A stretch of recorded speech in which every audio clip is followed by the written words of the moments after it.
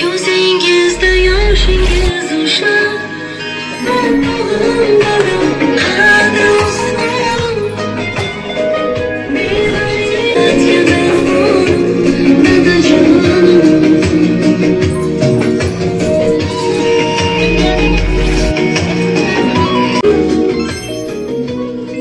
Esselamu aleyküm, Allah'ınıza mutlu olsun.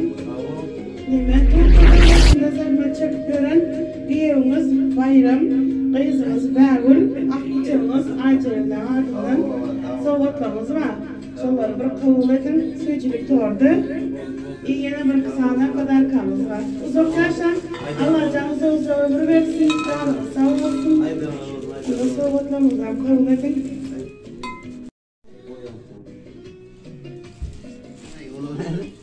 İmanlar ya, ne telefonlar ya, da o yolda geçmesi istiyor mu dolar?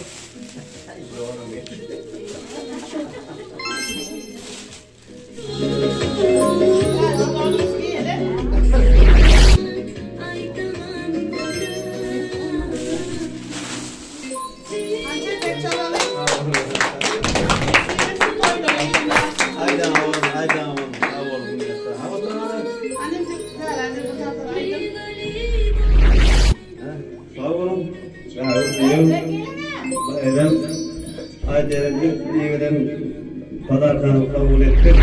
Sağ olun lokal minnettarı edildi. Bağlayalım oldu. Sağ olun hani oturup bir içeriğinde.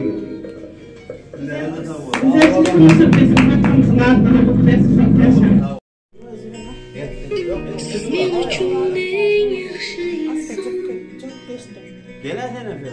Geçin onu. Onu her gün aytamam dada.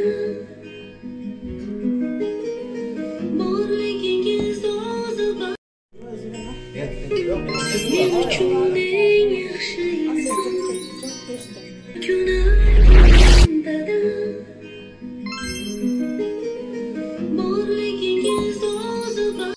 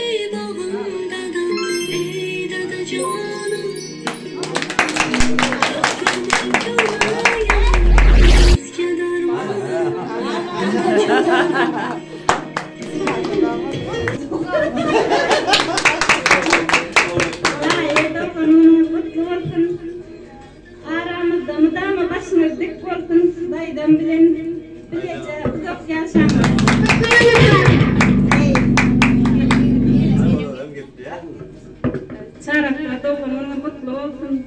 İlmi damar geleceğim bilen bilece yaşar. Kaçaklanmadan ilmi damar toylara yazılsın.